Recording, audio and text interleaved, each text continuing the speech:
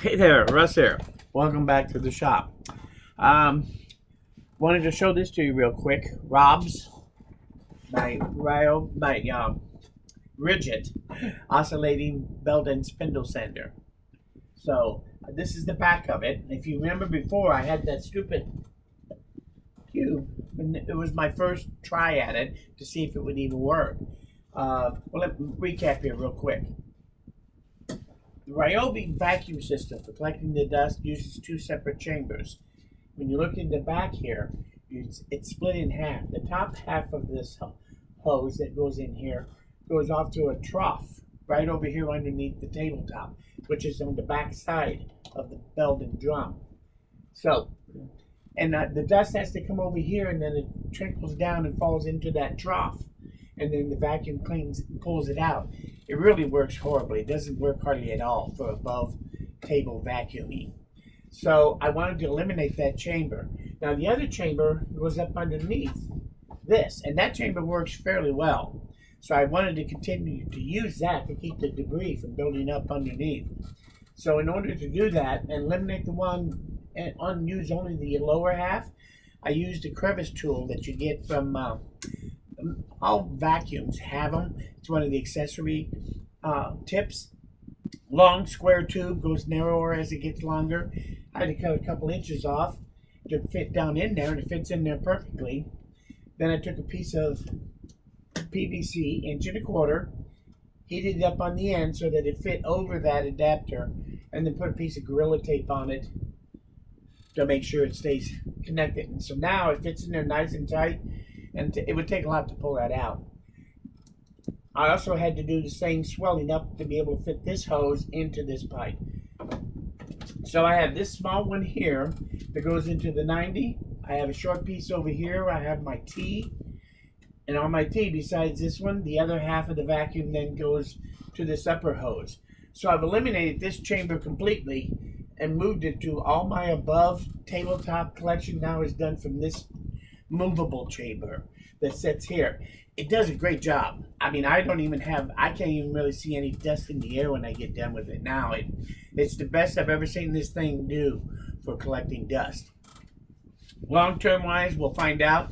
I'm going to redo this somehow, but I don't know exactly how yet. 90% of the time, it's going to sit just like this. But I also made it so the hose is disconnected. You can disconnect it. It just slides up into place. And that way you can use, if you want to get this out of your way, by putting this on that dowel, I now can take, when I put with the vacuum going in, the only place it's drawing from is here. So it increases your capability here, but there's no above tabletop collection. There may be times when you need to use it that way, so you can do that very easily by plugging this off like that. Also, when you get done, and if you do have some tidiness to do, you can take the hose and go around and actually tidy things up real quick and easily. So having that to be able to pull it off was a great idea, I think. So, and that's kind of the way the whole thing works. It's nice and simple, very compact, maintenance free. I'll use it for a while and I'll let you know how it works, but I'll tell you, I'm very happy with it, except for that upper box. I am going to have to revamp that. I want that to be able to swivel, maybe 180 degrees. Maybe I put it on a magnet that sets on a little flat arm. I don't know. I'm also thinking about a T-track on this board here. This is a sorry. This is a 1.5 by 1.5 square piece of lumber. So I could put my own T-track in here like I did for the miter gauge on my table saw. And I think that would be very handy to have. So I may end up doing that. But other than that, it really works nice. So I have to now make sure that with my new dust collection and everything, the way it works, I want to take a look at and review using these drums. These are my 4-inch and 6-inch drums that I can use on here. Now, they only come to where they can do 2-inch or 2.25-inch drums at the most.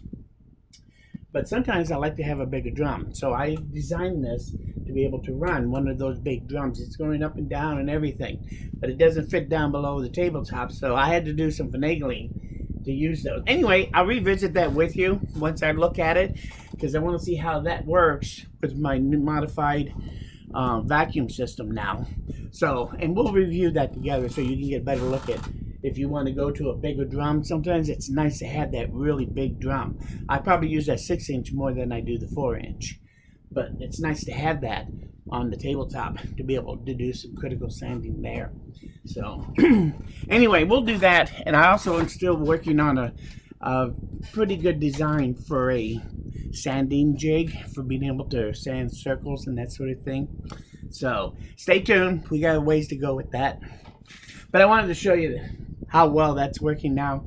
It's just really great. And it's so compact now that you don't even see it there really. I ever think about it being there. I just use it in this configuration 95% of the time. So anyway, so much about that.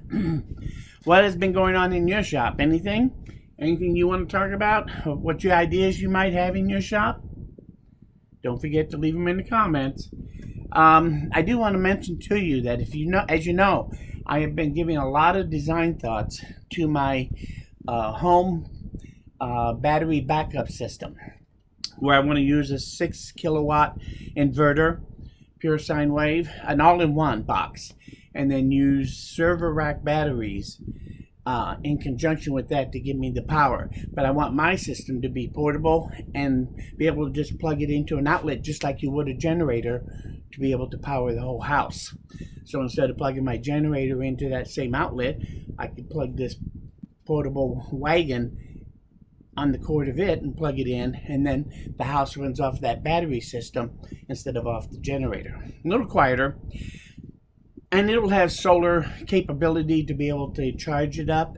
And also I'll be able to plug the generator directly into the my power bank and charge it up from the generator directly, rather than having to plug the generator in and actually running the house and charging the battery at the same time. We can use it to charge that.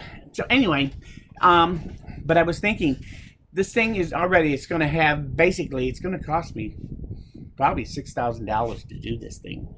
And I know this is quite expensive, but I think it's cheap on the scale of a whole home battery backup systems. You look at the ones out there, like Bluetti, Echo, Mango, you got to buy 2 of theirs, plus the hub that goes between them to go from 2 120 units to 1 240 unit.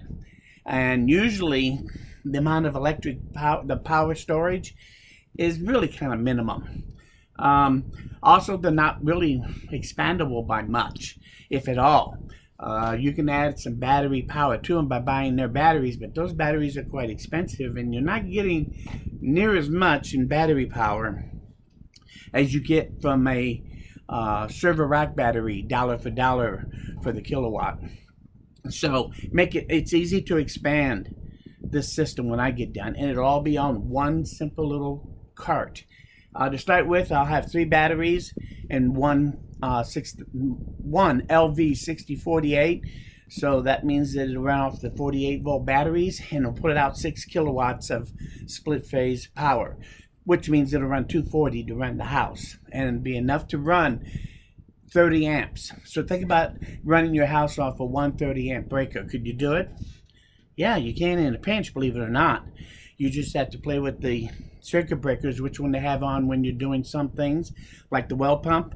Want to make sure you're not running the heater while you're running the well pump. Run the pump and then shut it back off, turn the heater back on, just to make sure that those higher end power heaters don't run at the same time as something else, so that it makes the whole circuit. Otherwise it'll go over 6,000 watts and it'll pop the circuit and you'll have to reset. So just like a circuit breaker, when you plug in too many things into one thing and you pop the circuit breaker, you have to go reset it. You don't want to have to go through that process because you overloaded it. So I'm going to use 3 batteries, 5.1 kilowatts each. Give me 15K, and I'm also going to use a 6,000 watt inverter to be able to run the house, and I'll run it all through 30 amp circuit. The same 30 amp circuit that if I wanted to, I could just plug my generator in, and except I'll plug this in. So, but when I sit down to figure out what I want to say about it is the long way around, is my cart is going to probably weigh 500 pounds. I am using the Harbor Freight cart, so I'm not worried about being overloaded. Those things will be rated to, that thing is rated to 1,200 pounds. Has 13-inch pneumatic tires, so it should roll fairly well. But that's still a lot of weight to push around. That's like trying to push a boat around, some kind of rowboat around with a regular trailer, only more compact. It'd be a lot of weight to push around. So I've been thinking, why don't I just electrify that with a dolly? So this is my new thing. I was looking at this, and I think I may end up doing this. So if my cart is not going to just be a cart where you pull it around, that 500 pounds, to put it where you want it to use it, you'll be able to actually use the dolly and steer it and drive it. And I think those probably run at 2 miles an hour. So I'll be able to drive it using that. I attach it to the wagon and have it do the driving, pushing the wagon. All I do is control it and steer it to be able to drive it. So I'll have an electric trolley, an electric cart with the power on it. And if I want, at 2 miles an hour, the thing runs 350 watts.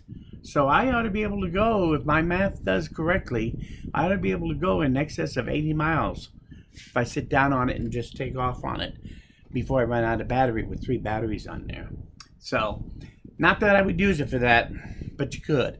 But it would give me more than enough power to run it. Now, most of that dolly that I look at is the 2-wheel dolly that's for trailers. Put them on the front hitch area, and you can crank the wheel down to adjust the height, and then it has an electric motor on the wheel so that drives the motor forward and backwards, so you can take the trailer and move the trailer, whatever's on it, by using this hand crank to crank it up and then drive it through the power. And that'll run off my battery system just as easily, since it runs off a 12-volt DC. It won't take much to put a buck converter on that and just run that thing from that. So it'll be easy to turn that thing into a mechanical electronic moving wagon. So I thought that'd be kind of cool. And those things, you can buy one of those things for, it looks like I buy a good one for as little as $230. So if I've already got $6,000 wrapped up, what's another couple $100, I figure. So I may end up putting this thing on here and having this little electric dolly cart that I can steer and drive around, push around electrically, rather than having to pull it by hand. So anyway, stay tuned. That was just something I was thinking about, my cart that I'm going to be starting on here before long, hopefully. Another thing I wanted to talk about is I was talking a little bit about sand batteries, but I think I'm getting sidetracked off of those. I've looked at them. I understand how they work and what you can do with them to a certain extent. But I think that what I actually want is closer to the idea of supplemental air conditioning and possibly supplemental heat if I need it on the fly. And I was thinking, there was this one guy, and his channel is Desert Sun 02. But he has a lot of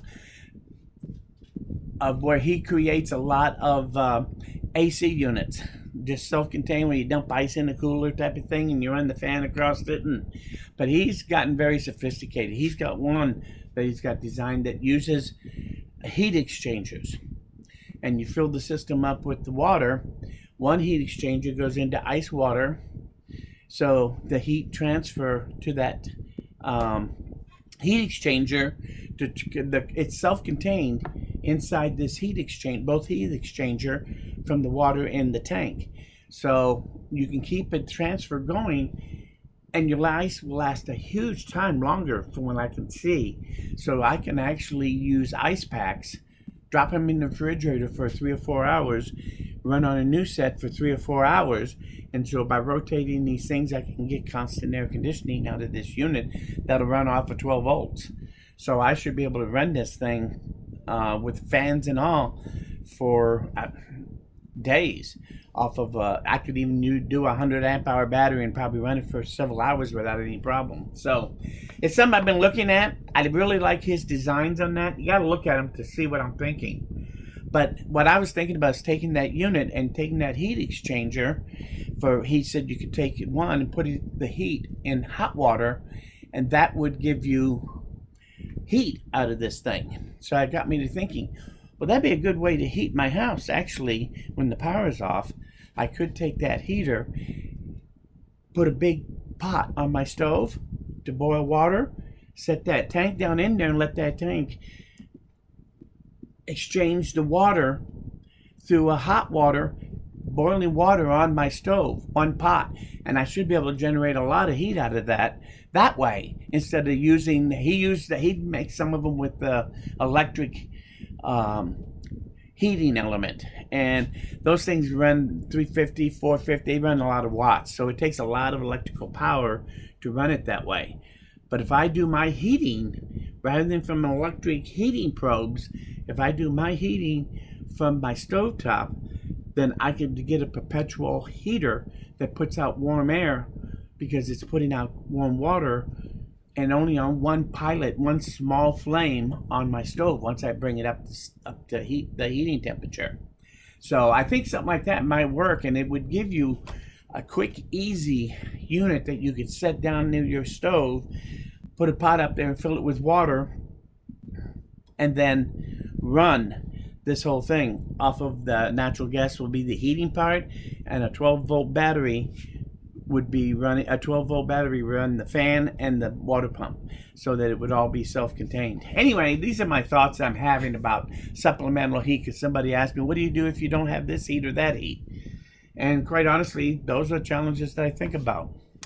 I think about maybe having a mini split as a backup air conditioning, but I really don't run across those problems. And if I lived in Texas, I'd have to consider having 2 air conditioners, quite honestly.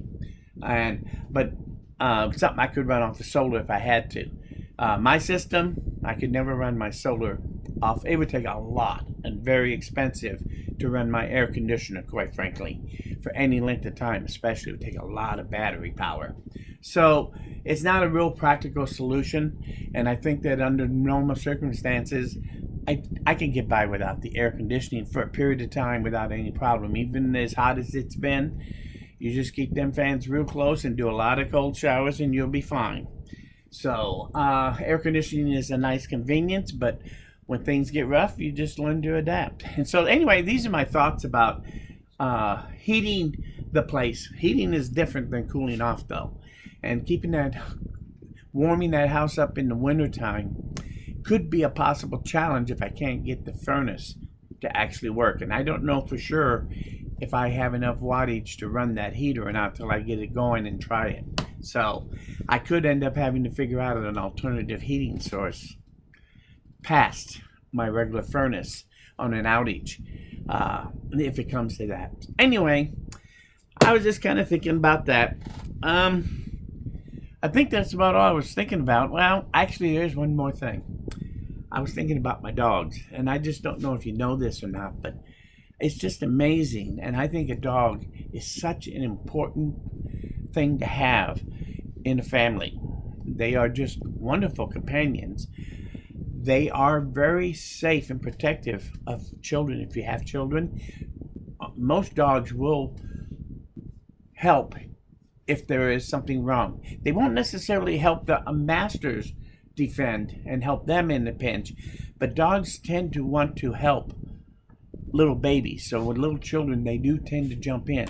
But actually, most of the time, especially now, my dog is not only a good companion, both of them are not only good companions, they're very entertaining at times, sometimes downright hilarious. And they're the best burglar alarm system that I think you could have.